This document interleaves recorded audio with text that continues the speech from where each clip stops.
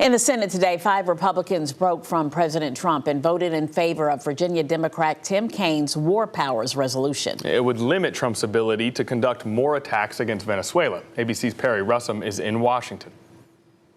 New images show the U.S. Coast Guard escorting the MT Sophia after it was seized in the Caribbean, one of 2 tankers seized yesterday. The other, the Bella One, evading the U.S. military for weeks. Records now show it was recently renamed and claimed by Russia, with its crew painting a Russian flag on the side of the ship. We did see 2 Russian military aircraft overfly the Coast Guard cutter in the North Atlantic that was escorting the Bella One. At no time was the Coast Guard concerned at all about Russian military presence. Both tankers are linked to Venezuela. President Trump says he expects the U.S. will be running Venezuela and extracting from its oil reserves for years. In an interview with the New York Times, Trump says, "We're going to be using oil and we're going to be taking oil. We're getting oil prices down, and we're going to be giving money to Venezuela, which they desperately need."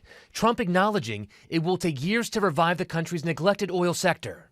This isn't about drugs. The administration hardly even mentions that excuse anymore. This isn't about democracy or human rights. They have no plan here. They basically replace one dictator with another.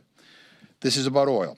The Senate today advancing a war powers resolution that would block the U.S. military from engaging in hostilities within or against Venezuela unless authorized by Congress. The resolution still has to go up for a final vote and would have to be signed by President Trump. It's not going to change anything about how we conduct foreign policy over the next couple of weeks, the next couple of months. 5 Republicans breaking from Trump and voting in favor of the resolution, including Senator Josh Hawley. But to me, this is a prospective thing. If going forward, DOD recommends to him, we need to put troops on the ground in Venezuela. And yesterday, Secretary Rubio said they don't want to do that, but it is an option. If that should happen, then I think Congress would have to be on the hook for that. President Trump says today's vote impedes his authority as commander-in-chief, and he calls the War Powers Act unconstitutional. Perry Russom, ABC News, Washington.